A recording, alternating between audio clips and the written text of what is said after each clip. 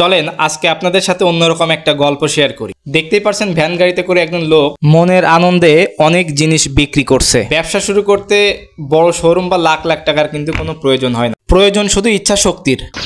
ভাইয়ের এখানে 50,000 টাকার মাল আছে, তার মানে ব্যবসা করতে গেলে মিনিমাম 50,000 টাকা নিয়ে শুরু করতে হবে। দেখেন, রোদ বৃষ্টি মাথায় নিয়ে এই ভ্যান গাড়িতে করে এই জীবনের স্বপ্ন বুনছেন এই উদ্যোক্তা। মানুষের ঘরে নিত্য প্রয়োজনীয় জিনিস পৌঁছে দিচ্ছেন তাদের দোরগড়ায়। আর যাই হোক, লোকটার চেহারা দেখে বুঝলাম তার ভিতরে দুশ্চিন্তার কোনো ছাপ নেই, সে অনেক খুশি।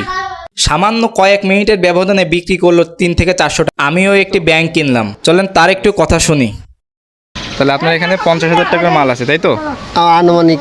আনুমানিক। তাহলে আমি ব্যবসা শুরু করতে গেলে কমপক্ষে 50,000 টাকা নিয়ে নামতে হবে। আর বেশি লাগবে? বেশি লাগতে তো পারে। লাগবে। আচ্ছা এরকম 3-4 লাগবে। আচ্ছা, ঠিক আছে ভাই, থ্যাংক ইউ। হ্যাঁ, ওকে। এই ক্রোকারিজ আইটেমে আসলে মোটামুটি ভালোই লাভ। দেখেন, আমি এই ব্যাংকটা কিনছি 50 টাকা দিয়ে। লাভ নাকি লস হলো কমেন্ট করে জানাবেন।